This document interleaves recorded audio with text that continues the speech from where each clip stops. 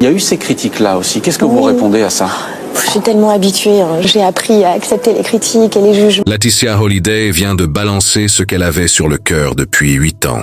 La veuve de Johnny, celle qui a été accusée par tous, critiquée publiquement, traînée dans la boue par les proches du taulier, a décidé de sortir du silence et cette fois, elle vise directement Natalie Bay, l'actrice oscarisée, la mère de Laura Smet, celle qui l'a attaquée violemment dans la presse en 2018.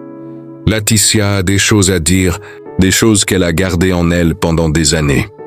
Elle parle d'un rapport magnifique qu'elles avaient avant la mort de Johnny. Elle évoque des moments où elles ont uni leurs forces pour aider Laura quand elle allait mal. Elle raconte comment Natalie la contactait pour lui demander de l'aide, et surtout, elle ne comprend pas. Elle ne comprend pas pourquoi Natalie n'a jamais essayé de lui parler après la disparition du Rocure. Pourquoi elle l'a abandonné du jour au lendemain. Pourquoi elle a choisi le camp de sa fille plutôt que la vérité. Pendant des années, Laetitia a encaissé en silence. Mais maintenant les gants sont tombés et ce qu'elle révèle sur Natalie Bay va bien au-delà de ce que vous imaginez. Pour comprendre pourquoi Laetitia Holliday décide aujourd'hui de parler de Natalie Bay, il faut remonter au début de leur relation. Quand Laetitia rencontre Johnny en 1995, Natalie Bay fait déjà partie du paysage familial. Elle est la mère de Laura, née en 1983, fruit de la relation entre l'actrice et le Rocure. Johnny et Natalie se sont séparés depuis longtemps, mais ils restent en contact pour leur fille. Une relation apaisée, civilisée, comme ça va le faire les adultes qui mettent l'intérêt de leur enfant avant leur rancœur personnelle. Laetitia arrive dans cette configuration avec une volonté claire. Elle ne veut pas être la belle-mère toxique. Elle ne veut pas créer de tension. Au contraire, elle cherche à construire des ponts et avec Natalie, ça fonctionne. Les deux femmes développent une relation de confiance. Elles ne sont pas amies au sens strict, mais elles partagent quelque chose d'important. Laura, cette jeune fille qui grandit entre deux mondes, qui porte le poids du nom Holliday, qui cherche sa place. Laetitia et Natalie décident tacitement de faire équipe pour l'aider à naviguer dans cette vie compliquée. Et Laura en a besoin. L'adolescence n'est jamais facile, mais quand on est la fille de Johnny Holliday, c'est encore plus complexe. Les médias, la pression, les attentes, l'ombre immense du père. Laura traverse des moments difficiles. Elle a ses démons, ses failles, ses erreurs. Et dans ces moments-là, Laetitia est présente. Pas seulement parce que Johnny le lui demande, mais parce qu'elle s'attache sincèrement à cette jeune femme. Elle veut l'aider, elle veut être là pour elle. Natalie Bay le sait, elle voit l'implication de Laetitia. Elle apprécie son engagement. Les deux femmes communiquent régulièrement. Des SMS, des appels, des messages pour coordonner, pour s'assurer que Laura va bien. Parfois, c'est Natalie qui contacte Laetitia. Elle a besoin d'aide. Laura a des soucis financiers, des découvertes bancaires à combler. Johnny, exaspéré par ce qu'il considère comme un gaspillage, refuse de donner plus d'argent. Alors, Natalie se tourne vers Laetitia et Laetitia intervient. Elle parle à Johnny. Elle arrange les choses. Elle fait en sorte que Laura reçoive l'aide dont elle a besoin. Ces échanges créent une forme de complicité. Laetitia se sente utile. Elle se dit qu'elle fait partie de la famille, qu'elle a trouvé sa place. Natalie, de son côté, apprécie cet allié inattendu. Cette femme qui aurait pu être une rivale mais qui choisit la coopération. Pendant plus de 20 ans, cette dynamique fonctionne. Il y a des hauts et des bas, bien sûr.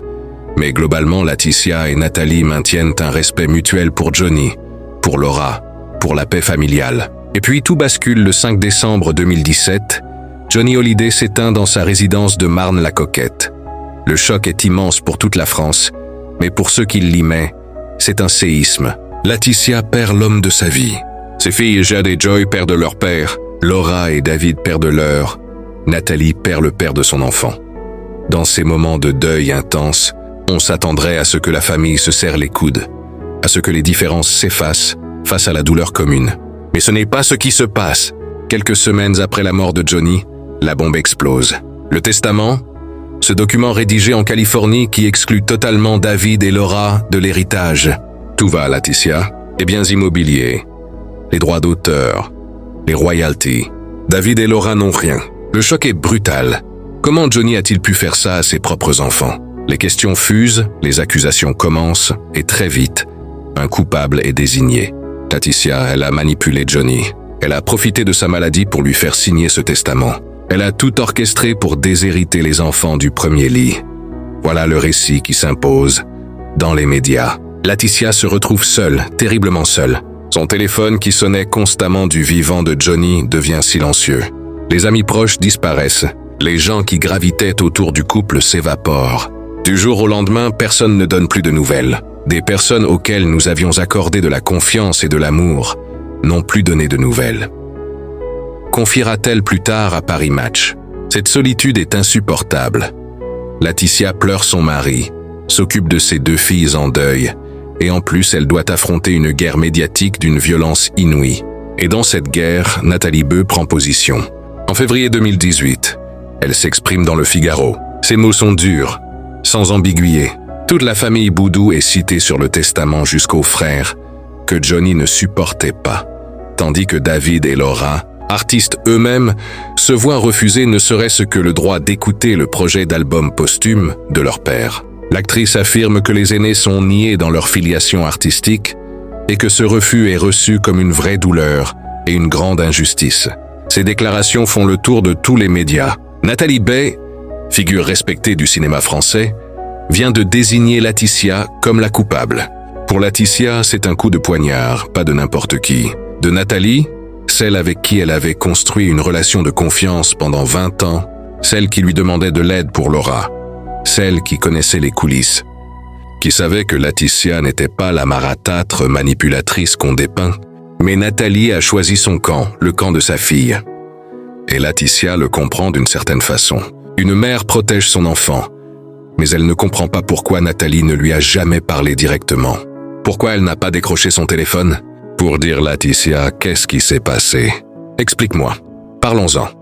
En octobre 2018, Laetitia décide de répondre. Elle accorde une interview à Paris Match, et pour la première fois depuis la mort de Johnny, elle prend la parole publiquement pour se défendre. Ces mots visent directement Sylvie Vartan et Nathalie Bill. Elles parlent d'un homme qu'elles ont connu il y a 50 ans et 36 ans. Ce n'était pas celui avec lequel j'ai vécu 23 ans et qui est parti heureux. Un homme change avec le temps. Le message est clair. Sylvie et Nathalie ne connaissaient plus vraiment Johnny. Elles parlent d'un homme du passé, Laetitia. Elle a vécu avec lui jusqu'à la fin. Elle sait qui il était vraiment dans ces dernières années. Sur le testament, elle réaffirme que Johnny avait protégé ses aînés de son vivant par des donations et que son choix relève de la liberté. Dire que mon homme pouvait être manipulé, c'est mal le connaître. On l'a fait passer pour un homme sous influence. C'est absurde. Cette phrase vise directement les accusations de manipulation. Laetitia refuse cette image. Johnny était un homme libre. Il savait ce qu'il faisait. Il a fait ses choix en toute conscience.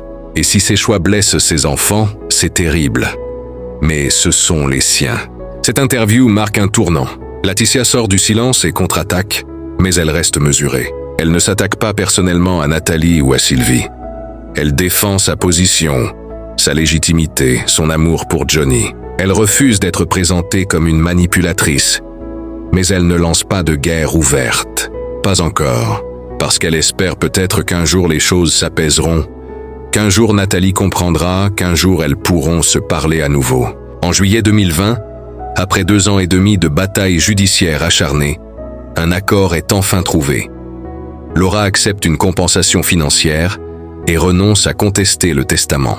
L'affaire semble close, au moins sur le plan légal, mais les blessures émotionnelles restent béantes, et Laetitia, qui pensait pouvoir tourner la page, se rend compte que rien n'a vraiment changé. Les gens qui lui ont tourné le dos après la mort de Johnny ne sont pas revenus. Le silence continue. C'est dans ce contexte qu'elle accorde une nouvelle interview à Paris Match, toujours en juillet 2020. Cette fois, elle va plus loin dans ses confidences. Elle parle de l'abandon qu'elle a ressenti. Du jour au lendemain, mon téléphone n'a plus sonné. Des personnes auxquelles nous avions accordé de la confiance et de l'amour n'ont plus donné de nouvelles. Et parmi ces personnes, il y a Nathalie Bey. Laetitia se confie avec une émotion palpable. Avec Nathalie Bey, j'avais un rapport magnifique, très fort. Je n'ai pas compris qu'elle n'essaie pas de me parler. Ces mots sont lourds de sens. Laetitia ne dit pas qu'elle en veut à Nathalie d'avoir soutenu Laura. Elle dit qu'elle ne comprend pas pourquoi Nathalie ne lui a jamais parlé. Pas un appel, pas un message, Rien. Le silence total. Comme si 20 ans de relation s'étaient effacés en une seconde. Laetitia continue. À l'époque où Laura allait mal, nous avions su unir nos forces pour l'aider. Johnny avait très peur pour elle. Cette phrase rappelle les moments où elles étaient du même côté, où elles travaillaient ensemble pour le bien de Laura. Ces moments-là ont existé. Ils étaient réels, et c'est pour ça que la trahison est encore plus douloureuse. Car pour Laetitia, c'est une trahison. Pas le fait que Nathalie soutienne sa fille. Ça c'est normal, c'est même respectable. Mais le fait qu'elle ne lui ait jamais donné la possibilité de s'expliquer. Le fait qu'elle l'ait jugé sans l'écouter. Le fait qu'elle ait participé à la curée médiatique sans jamais chercher à connaître sa version des faits. Laetitia se sent abandonnée par quelqu'un qu'elle considérait comme une alliée. Et cet abandon fait encore plus mal que les attaques elles-mêmes. Il y a aussi une autre dimension à cette histoire. Les messages et les SMS. Le magazine Le Poël, en mars 2018, qu'ils ont eu accès à des échanges entre Laetitia et Nathalie. Des messages où Nathalie demande de l'aide pour Laura, des situations où elle sollicite Laetitia pour régler des problèmes financiers. Ces révélations sont embarrassantes pour Nathalie. Elles montrent qu'elle avait une relation bien plus étroite avec Laetitia que ce qu'elle veut bien laisser croire publiquement. Laura, elle-même aurait découvert l'existence de ces échanges et en aurait voulu à sa mère. Pour Laetitia, ces révélations prouvent qu'elle dit la vérité, qu'elle n'invente pas ce rapport magnifique dont elle parle. Les preuves existent, les SMS sont là. Nathalie l'a contactée régulièrement, lui demandait des services, comptait sur elle et du jour au lendemain, plus rien. Comment expliquer ce revirement total? Pour Laetitia, il n'y a qu'une explication. Nathalie a choisi le camp de sa fille et dans cette guerre, il n'y a pas de place pour les nuances. Soit on est avec Laura et David, soit on est contre eux. Pas de zone grise, pas de possibilité de dire peut-être que la situation est plus complexe qu'il n'y paraît. En décembre 2023, Laetitia participe à l'émission CBD sur France 5. Johnny. Elle revient sur cette période douloureuse et cette fois, elle lâche une phrase qui fait beaucoup parler. Elle accuse David et Laura de 6 ans de silence et d'abandon envers Jade et Joy. X ans sans nouvelles. 6 ans où le grand frère et la grande sœur n'ont pas cherché à créer un lien avec les petites. Laetitia présente David et Laura comme des égoïstes qui n'ont pensé qu'à l'argent et qui ont oublié qu'ils avaient des demi-sœurs. L'émotion est palpable. Les larmes coulent, cette accusation est terrible. Elle inverse les rôles. Pendant des années, c'est Laetitia qui a été présentée comme celle qui a divisé la famille. Et là, elle renvoie la balle. Elle dit que ce sont David et Laura qui ont abandonné leur demi-sœur, que ce sont eux qui ont créé la rupture. Bien sûr, on peut discuter de cette version. David et Laura pourraient rétorquer qu'il est difficile de créer un lien quand on est en guerre judiciaire, qu'ils ont essayé, mais que Laetitia les empêchait d'approcher les petites, que l'atmosphère était trop toxique. Chacun a sa vérité. Mais ce qui est certain, c'est que Laetitia se bat pour imposer la sienne. Et dans cette bataille narrative, Nathalie Bay reste une cible implicite, car en accusant Laura d'abandon, Laetitia vise aussi indirectement sa mère. Nathalie, qui a soutenu sa fille sans condition, porte une part de responsabilité dans cette situation. Si elle avait maintenu le contact avec Laetitia, si elle avait encouragé Laura à garder un lien avec ses demi-sœurs, peut-être que les choses auraient été différentes. Mais elle a choisi de se ranger du côté de Laura contre Laetitia. Et maintenant, Jade et Joy grandissent sans connaître vraiment leur grande sœur. C'est un guy, un immense guy. En septembre 2024, lors du festival du film francophone d'Angoulême, Nathalie Bay s'exprime à son tour sur sa relation avec Laetitia. L'émission L'invité de Patrick Simonin lui donne la parole, et sa réponse est mesurée, presque diplomatique. Laetitia, c'est un peu plus loin, mais il n'y a pas de malaise ni de quoi que ce soit. Une phrase choisie avec soin. Un peu plus loin. Pas proche donc, mais pas en conflit ouvert plus. Pas de malaise. Une façon de dire qu'elle ne lui en veut pas personnellement, qu'elle ne nourrit pas de rancœur. Cette déclaration pourrait être interprétée comme un geste d'apaisement. Nathalie tend une perche. Elle dit que la relation est distante mais pas hostile, qu'il n'y a pas de guerre ouverte. Mais pour Laetitia, est-ce suffisant? Après des années de silence, après avoir été attaquée publiquement, après avoir été présentée comme une manipulatrice, Nathalie vient dire qu'il n'y a pas de malaise. C'est presque insultant, comme si on pouvait effacer d'un revers de main toute la douleur infligée. Laetitia, elle n'a jamais fait de déclaration publique en réponse à ses propos. Elle reste dans sa position. Elle a dit ce qu'elle avait à dire en 2020. Avec Nathalie Baye, j'avais un rapport magnifique, très fort. Je n'ai pas compris qu'elle n'essaie pas de me parler. Ces mots résonnent encore aujourd'hui. Ils montrent une blessure qui ne s'est jamais refermée. Une incompréhension qui perdure. Laetitia ne comprend toujours pas pourquoi Nathalie l'a abandonnée. Pourquoi elle n'a jamais essayé de la contacter. Pourquoi elle a choisi le silence plutôt que le dialogue. Il y a quelque chose de profondément triste dans cette histoire. Ces deux femmes ont partagé quelque chose d'unique. Elles ont été liées par Johnny, par Laura, par des années de complicité. Elles auraient pu être des alliées dans le deuil, se soutenir mutuellement, pleurer ensemble l'homme qu'elles avaient toutes deux aimé, chacune à sa manière. Mais au lieu de ça, elles se sont retrouvées dans des camps opposés, séparées par un testament, par l'argent, par les choix impossibles que la mort impose parfois. Et le plus ironique dans tout ça, c'est que probablement ni Laetitia ni Nathalie ne voulaient cette guerre. Laetitia voulait juste respecter la volonté de Johnny et protéger ses filles. Nathalie voulait juste soutenir sa fille, Laura, qui se sentait trahie par son père. Deux mères qui protègent leurs enfants, deux femmes qui font ce qu'elles pensent être juste, mais leurs justices respectives sont incompatibles. Et dans cette incompatibilité, la relation qu'elles avaient construite pendant 20 ans s'est brisée. Aujourd'hui, à 50 ans, Laetitia porte toujours cette blessure. Elle a reconstruit sa vie, trouvé l'amour avec Frédéric Suan, déménagé en Charente-Maritime. Ses filles grandissent. Le temps passe, mais l'incompréhension reste. Pourquoi Nathalie ne lui a-t-elle jamais parlé? Cette question la hante encore. Elle la pose dans ses interviews. Elle y revient. Elle ne trouve pas de réponse satisfaisante parce qu'au fond, il n'y a probablement pas de réponse. Juste des choix douloureux, des fidélités contradictoires, des loyautés irréconciliables. Nathalie Becoté semble avoir tourné la page. Elle dit qu'il n'y a pas de malaise, qu'elle ne nourrit pas de rancœur. Elle voit Laura régulièrement, soutient sa fille, joue son rôle de grand-mère auprès de ses petits-enfants. Elle a fait son choix et ne semble pas le regretter. Mais on peut se demander si parfois elle ne repense pas à ces années où elle et Laetitia travaillaient ensemble pour aider Laura.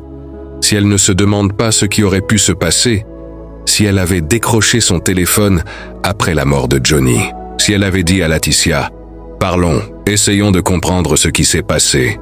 Mais les cesses n'ont jamais fait l'histoire. Les faits sont là. Deux femmes qui s'apprécient se sont perdues. Une relation de 20 ans s'est effondrée et aujourd'hui elles vivent dans deux mondes parallèles qui ne se croisent plus. Laetitia avec Jade, Joy et ses souvenirs de Johnny, Nathalie avec Laura et ses propres souvenirs du Rocure. Deux versions de la même histoire, deux vérités qui ne se rencontreront probablement jamais.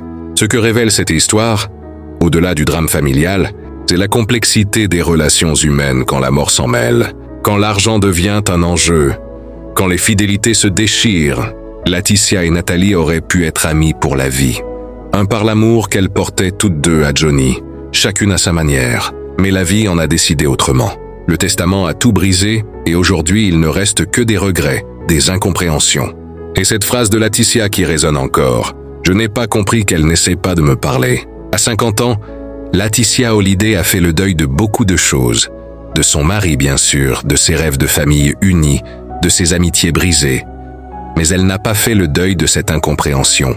Elle ne comprend toujours pas, et peut-être qu'elle ne comprendra jamais parce que certaines ruptures ne s'expliquent pas. Elles arrivent, elles détruisent et elles laissent derrière elles des questions sans réponse, des blessures qui ne guérissent jamais complètement, et un goût amer de ce qui aurait pu être, mais ne sera jamais. Alors oui, Laetitia Hallyday ne se retient plus sur Nathalie Baye, mais ce n'est pas de la colère, c'est de la tristesse. Une tristesse profonde face à une amitié perdue, face à une femme qu'elle respectait et qui l'a laissée tomber, face à 20 ans de complicité effacée en un instant. Et cette tristesse à 50 ans, elle n'a plus envie de la cacher. Elle l'a dit, elle l'a crié presque avec Nathalie Bill. J'avais un rapport magnifique, très fort. Je n'ai pas compris qu'elle n'essaie pas de me parler. Ces mots resteront comme un témoignage d'une relation brisée, comme l'écho d'une guerre où personne n'a vraiment gagné, où tout le monde a perdu quelque chose d'irremplaçable. L'amitié, la confiance et peut-être un peu d'humanité.